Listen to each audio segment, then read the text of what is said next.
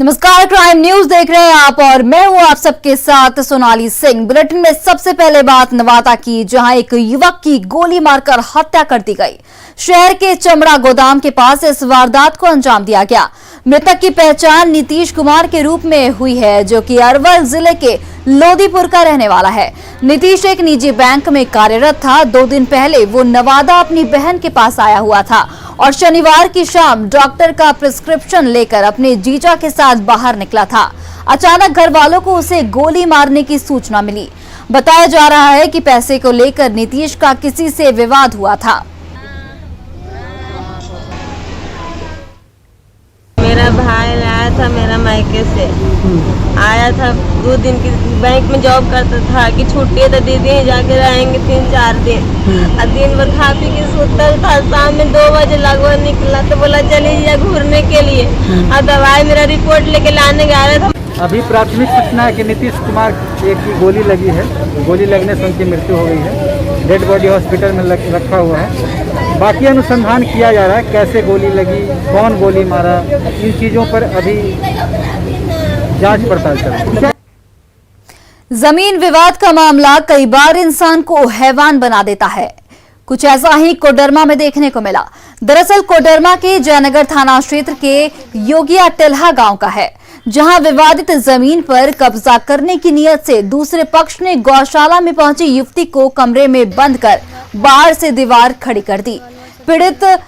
पीड़िता सुलेखा मदद की गुहार लगाती रही, लेकिन किसी ने मदद नहीं की। दरअसल सुलेखा के परिजन रिश्तेदार के यहां गए हुए थे, जिसके बाद पशुओं को चारा देने जैसे ही वो गौशाला में पहुंची, दूसरे पक्ष के लोगों ने उसे घर में बंद कर बाहर से दीवार खड़ी कर दी।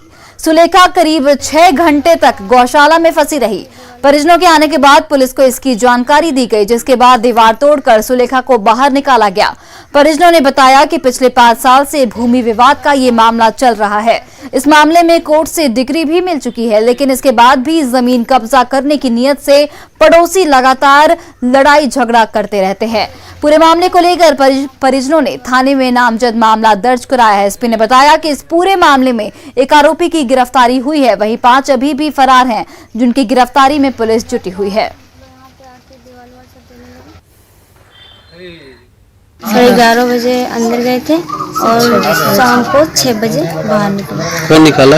प्रशासन पुलिस आए, उसके बाद हमको बाहर निकाला। जमीन का विवाद था पहले से। 6 साल से केस लड़ रहे हैं। और हम लोग शादी में घर मंडी था जयनगर में, हम लोग चले गए। हमारा बच्ची था घर में, तो एकाएक हमको बच्ची गया लेडू खाना देने के लिए। तो एकाएक उसका परिवार जितना सब सारा था, सब आके दुआरी बंद कर दिया। मनोज पंडित था, शंकर पंडित था और मनोज पंडित था। और कल इसके घर वाले सब जो जिस लड़की के बारे में बताया जा रहा है, जो उसको बंद कर दिया गया, उसके घर वाले किसी शादी में गए हुए थे दूर, और इसका फायदा उठाते हुए बगल का ही उसका आदमी वहाँ पे उसमें दीवार खड़ी करने लगा, जिससे वो लड़की उसके अंदर ही बंद हो गई, जो कि डेफिनेटली उसने अपराध के क्रम में ही ऐसा किया है और जमीनी विवाद को अपने फायदे में पहुँचाने के लिए घटना करी थी।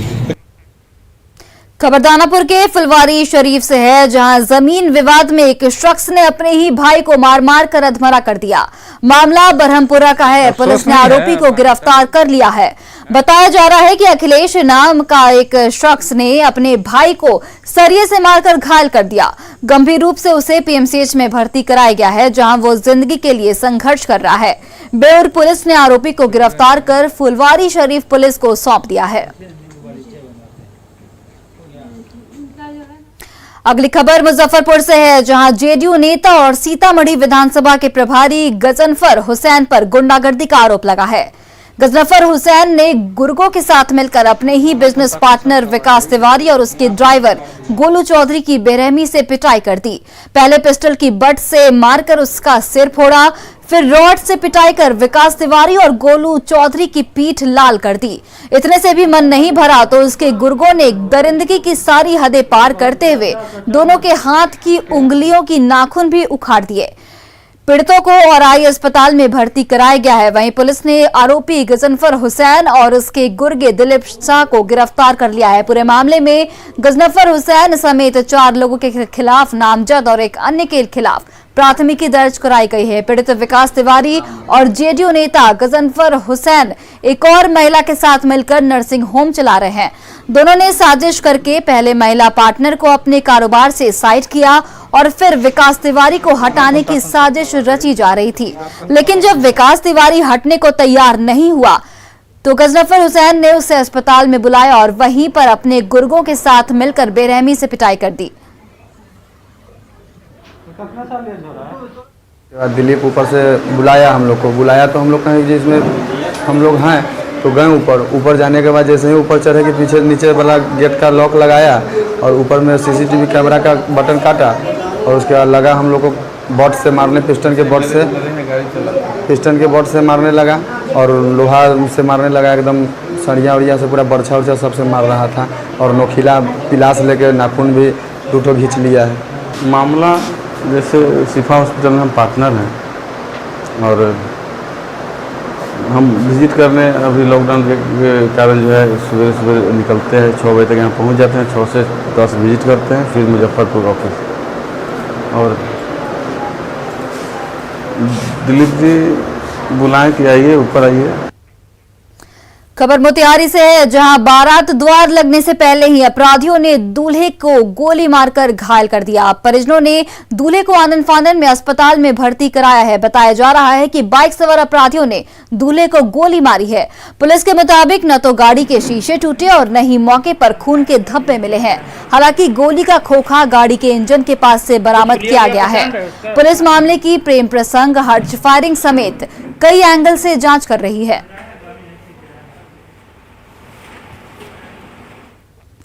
दोपहर का वक्त था, बच्ची अपने घर के बाहर खेल रही थी, तभी वो अचानक वहां से गायब हो जाती है। घर वाले खोजबीन करते हैं, मासूम की तलाश में दोपहर से शाम हो जाती है, फिर दिन का उजाला रात के अंधेरे में तब्दील हो जाता है। तभी परिवार को बच्ची के बारे में पता चलता है। 4 साल की बच्ची की गला दबाकर हत्या। स्थानीय युवक पर हत्या का आरोप। हत्या से पहले दुष्कर्म की आशंका। लोगों ने की आरोपी की पिटाई। मामले की जांच में जुटी पुलिस। अरे पुटवा गाय लगी थी सर, उसका जान मार दिया ना सर। अरे उसको जान मार दिया ना सर। महज 4 साल की एक बच्ची जो न तो गंदी जहनियत को समझती थी और न ही उसे अंदाजा था कि उसके घर के आसपास कोई वहशी घूम रहा है। शहर के कोतवाली थाना क्षेत्र में एक मासूम अचानक गायब हो गई। परिवार वालों ने खूब खोजबीन की लेकिन कुछ पता नहीं चला। आखिर में मालूम चलता है कि बच्ची की गला दबाकर हत्या कर दी गई है। घटना के संबंध में बच्ची के परिजनों ने बताया कि उसकी बेटी घर के बाहर खेल रही थी, खेलते खेलते अचानक गायब हो गई। जब घर के लोगों ने ढूंढना शुरू किया तो आसपास के लोगों ने बताया कि सिंधु नाम का एक युवक उसे गोद में उठाकर रेलवे लाइन की तरफ लेकर गया है। जब लोगों ने खोज शुरू की तो बच्ची का शव झाड़ी से बरामद किया गया। घटना हुई दोपहर में, नहा जो कोई लड़की खेल रही थी और लड़कावा इनने से जा रहा था, एक माता डांटबो कह रहे यहाँ पर से कहा रे चल भाग यहाँ पर से। ये घड़ी कैसे वो लड़कावा लेके उठा के चला गया, पता नहीं।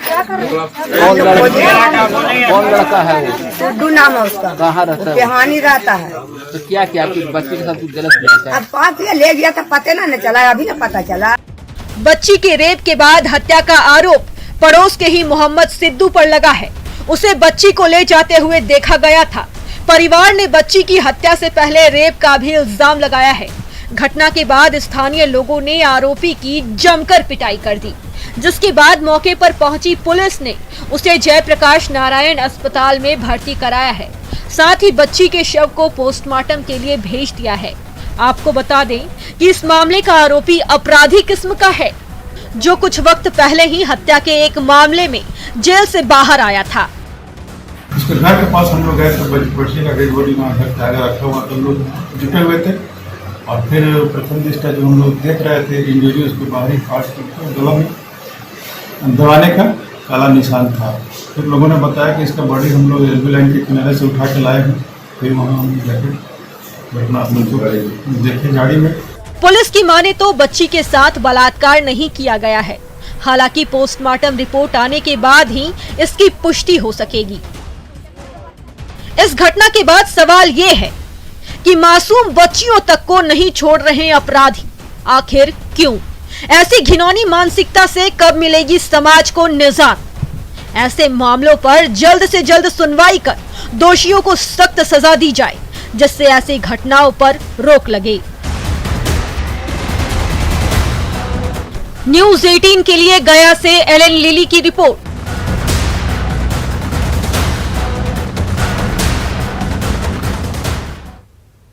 शादी की खुशियां कब गम में तब्दील हो गई पता ही नहीं चला, और ये तब हुआ जब सरकारी गाइडलाइंस का मखौल उड़ाते हुए हर्ष फायरिंग की गई। अफसोस की फायरिंग में एक गोली दूल्हे के मासूम भतीजे को जा लगी और चारों तरफ मातम पसर गया। ये रिपोर्ट देखिए। शादी की खुशियां गम में तब्दील। हर्ष फायरिंग में 10 साल के मासूम को लगी गोली। द्वार पूजा के दौरान हुआ हादसा। आखिर कब बाज आएंगे शादी के बंदूकबाज?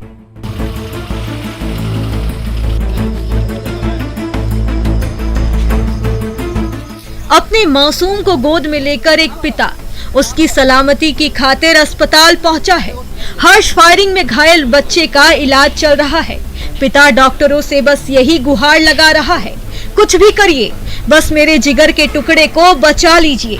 किसी ने सोचा भी नहीं होगा शादी की खुशियां इस कदर मातमी माहौल में बदल जाएंगी। लड़की पक्ष के लोगों का ताबड़तोड़ हर्ष फायरिंग करना दो परिवार की खुशियां काफूर हो जाएंगी। लेकिन किस्मत को यही मंजूर था, सो हो गई सबसे बड़ी अनहोनी। और कैसे घायल हुआ? मामला शादी था, द्वार पूजा लगा था और वो घराती की तरफ से एक आदमी था। अब क्या पता कौन था, हम लोग को भी नहीं मालूम। वो वहाँ पे बैठ एक बार ऐसा खड़ा होकर फायरिंग किया था, जब मिलनी हुआ तब दोबारा आ गया, मतलब द्वार पूजा पे एक साइड में बैठ के। ये नहीं हम लोग देखे कि ऊपर छोड़ा कि नीचे छोड़ा, और जाके वो लड़के को गोली छोड़ा, लड़के को लगा। ये लड़का जिसको गोली लगा है वो कौन है? वो मेरा मतलब मेरा भतीजा लगेगा, भांजा लगेगा। दरअसल बारात मोहनिया के पंचसिरवा गांव पहुंची थी। शादी से पहले द्वार पूजा की रस्म निभाई जा रही थी। इसी दौरान लड़की पक्ष के लोगों ने ताबड़तोड़ हवाई फायरिंग कर माहौल को खुशनुमा बना रहे थे। लेकिन क्या पता था कि इसमें से एक गोली पर दूल्हे के भतीजे का नाम लिखा हुआ है। 10 साल का मासूम इस हर्ष फायरिंग में घायल हो गया, जिसे निजी अस्पताल में भर्ती कराया गया है। बच्चा स्टेबल है और देख रहे हैं क्या, CT स्कैन कराएंगे, फिर देखा जाएगा कि क्या वो कोई आंख वगैरह में तो गोली नहीं लगी है। अभी बच्चे की स्थिति अभी स्टेबल। कोर्ट की तमाम सख्ती के बावजूद बिहार में हर्ष फायरिंग की घटनाएं रुकने का नाम नहीं ले रही है। ऐसे में सवाल ये उठता है कि क्यों सरकारी गाइडलाइंस का पालन न करके मौत को न्योता देते हैं लोग? क्या प्रशासन पर लापरवाही का इल्जाम लगाने से रुक जाएंगी हर्ष फायरिंग? लोगों को अपनी जिम्मेदारी समझ क्यों नहीं आती? आखिर कब रुकेगी हर्ष फायरिंग? हर्ष फायरिंग से होने वाली मौतों का जिम्मेदार कौन? न्यूज़ 18 के लिए भभुआ से प्रमोद कुमार की रिपोर्ट। गोपालगंज में एक शादी समारोह में बंदूकबाजों की फौज जुटी। ऑर्केस्ट्रा की धुन पर महफिल में ठाए ठाए होती रही। दूल्हे के साथ ताबड़तोड़ फायरिंग कर रहे थे तो दूल्हे का भी मन मचल उठा। साथियों से बंदूक लेकर दूल्हा भी सीधे ओलंपिक की तैयारी में लग गया। रात भर ये लोग कानून व्यवस्था को धुआं धुआं करते रहे, लेकिन स्थानीय पुलिस को इसकी खबर तक नहीं लगी।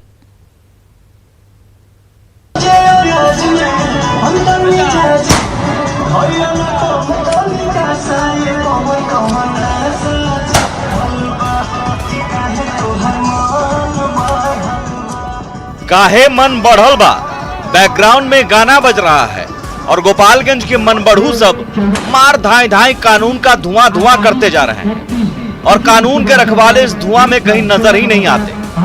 अब तो लगता है आदत सी हो गई है कानून के रखवालों को अपना धुआं धुआं करवाने की। और जब धुआं धुआं करने वाला खुद होमगार्ड का जवान यानी कानून का रखवाला हो तो फिर कौन रोकेगा। सो धाएं धाएं जारी है। तस्वीरें गोपालगंज के यादवपुर थाना क्षेत्र के बाबू विशनपुर गांव की है।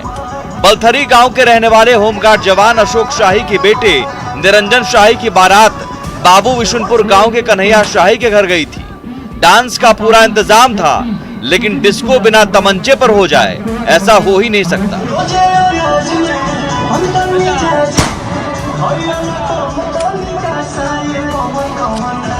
अब बाराती को धाएं धाएं करते देख दूल्हे राजा का भी मन धधका और हाथ में राइफल लेकर मारे धाएं धाएं। मानो शादी नहीं, दुश्मन देश पर सर्जिकल स्ट्राइक करने जा रहे हो। अब वीडियो बना तो वायरल हुआ तो कानून के रखवालों तक पहुंचा। अब कानून का धुआं धुआं करने का वीडियो था, सो धुआं और न धधके। सो एसपी साहब ने जांच के आदेश दे दिए हैं, लेकिन जब तक जांच की रिपोर्ट आएगी तब तक कहीं और से कानून को धुआं धुआं करते धाएं धाएं की तस्वीर आ जाएगी। यही बिहार का परम सत्य है। मुकेश कुमार, न्यूज़ 18, गोपालगंज। बिहार में कहने के लिए तो पूर्ण शराबबंदी है। यहाँ शराब पीना, पिलाना और बेचना एक कानूनन जुर्म है। इन सब के बावजूद राजधानी पटना में जिस तरीके से बर्थडे पार्टी में रात भर जाम छलकाया गया, वो अपने आप में एक बड़ा सवाल है। हालांकि पुलिस ने कार्रवाई करते हुए 3 डांसर समेत 15 लोगों को गिरफ्तार किया है। ये रिपोर्ट देखिए। बर्थडे पार्टी में पुलिस का छापा, शराबबंदी में छलका रहे थे जाम, 3 डांसर समेत 15 गिरफ्तार।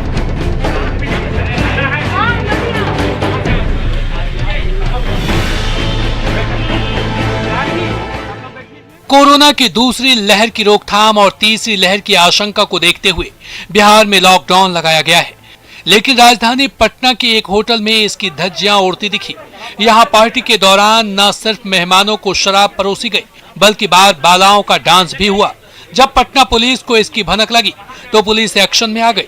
बुद्धा कॉलोनी थाना अध्यक्ष दल बल के साथ होटल पहुंच गए। पार्टी में शामिल लोगों ने जब पुलिस को देखा तो सभी का नशा उतर गया। सब इधर उधर भागने लगे, लेकिन पुलिस ने सभी को धर दबोचा। इस कार्रवाई में पुलिस ने 3 डांसर समेत 12 लोगों को गिरफ्तार किया है। ग्रीन होटल है, वहाँ पे छापामारी करके 12 लोग गिरफ्तार हुए हैं टोटल।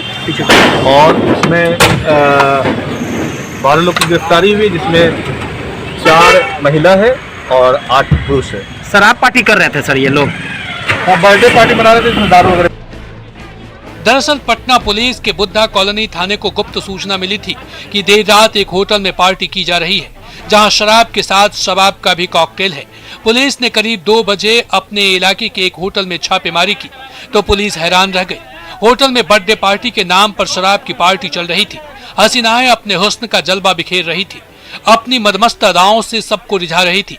पार्टी में शामिल लोग शबाब के साथ शराब का कॉकटेल घटक रहे थे। पुलिस ने सभी को गिरफ्तार कर मेडिकल जांच के लिए पीएमसीएच भेजा है।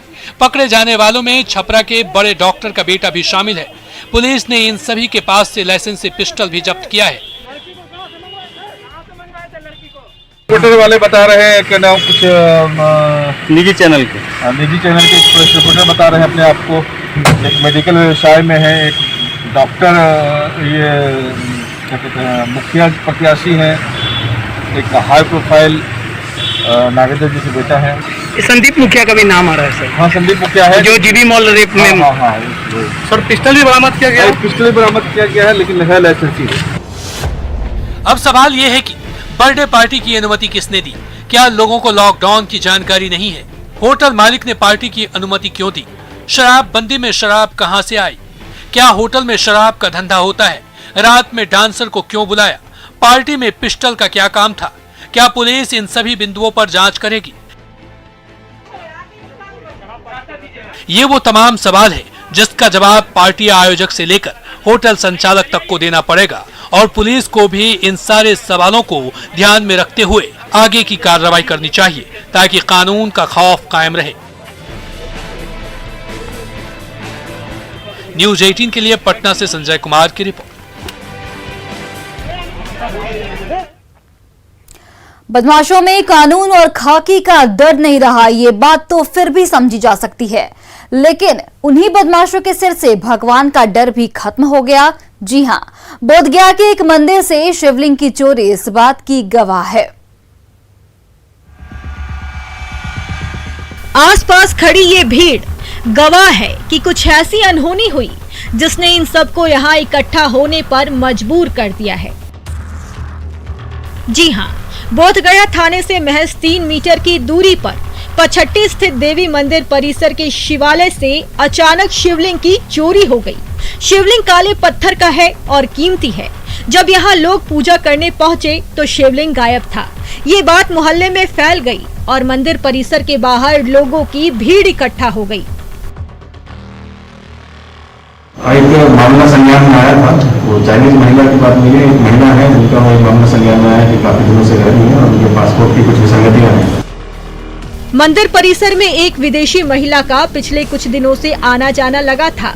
सुबह में भी महिला मंदिर आई थी। कुछ दिनों पहले भी वह एक मंदिर में शिवलिंग उखाड़ते पकड़ी गई थी। फिलहाल मंदिर के पुजारी ने मामले की लिखित शिकायत थाने में दी है। इसके आधार पर पुलिस ने विदेशी महिला को हिरासत में लेकर पूछताछ कर रही है। महिला मानसिक रूप से विक्षिप्त बताई जा रही है और उसके हाथ में कई जगह पर कांटे के निशान हैं, जो लोगों के शक को संदेह में बदल रहा है। चोर अब घर के साथ साथ मंदिर को भी निशाना बनाने लगे हैं। चोरी की ये वारदात महज चोरी की बात नहीं है, बल्कि ये घटना लोगों की आस्था को चोट पहुंचाती है। एसएसपी ने पूरे मामले की जांच के बाद कार्रवाई का भरोसा दिया है। उम्मीद यही की जा रही है कि जल्द ही शिवलिंग दोबारा से मंदिर में स्थापित कर चोर को बेनकाब किया जाएगा। न्यूज़ 18 के लिए बोधगया से एलन लिली की रिपोर्ट। कटिहार में दुकान का ताला तोड़कर शातिर चोरों ने धावा बोल दिया और मछली से भरी बाल्टी उड़ा ली। अपराधियों की यह हरकत सीसीटीवी कैमरे में कैद हो गई है।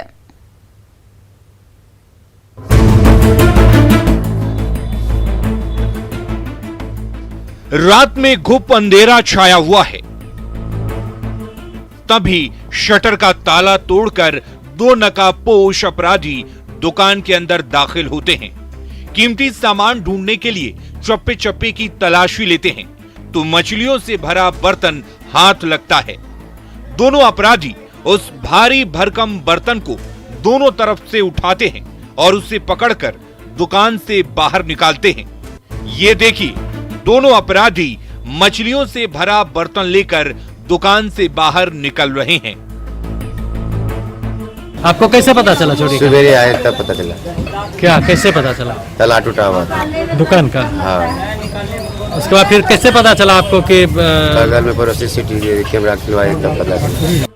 जब दुकानदार ने सुबह दुकान खोली तो मछली से भरी टंकी गायब मिली। सीसीटीवी फुटेज खंगाला गया तो चोरों का पता चला। दुकान के अंदर बड़े से बर्तन में 1.5 क्विंटल से भी ज्यादा कतला और रोहू मछली रखी हुई थी, जिसे ग्राहकों के बीच बेचा जाना था। लेकिन रात के अंधेरे में शातिर अपराधियों ने मछली से भरा बर्तन ही उड़ा दिया। दुकान के ठीक सामने लगे सीसीटीवी कैमरे में चोरों की ये करतूत कैद हो गई। इसी फुटेज के आधार पर पीड़ित दुकानदार ने शातिर चोरों को जल्द से जल्द गिरफ्तार करने की मांग की है। कितना था मछली? मछली मतलब 1.5 क्विंटल के आसपास था। वो आदमी को पहचान रहा है आप? नहीं, अभी नहीं पहचान में आ रहा है। कटिहार में लॉकडाउन के दौरान शातिर अपराधियों का उत्पात लगातार बढ़ता जा रहा है। जो हाथ लग रहा है उसी पर हाथ साफ कर रहे हैं। यहां तक कि इन अपराधियों ने मछली भी नहीं छोड़ी और उससे भरी बाल्टी ही उड़ा ली। सुब्रत, न्यूज़ 18 कटिहार। और फिलहाल इस बुलेटिन में इतना ही। आप देखते रहिए न्यूज़ 18 बिहार झारखंड।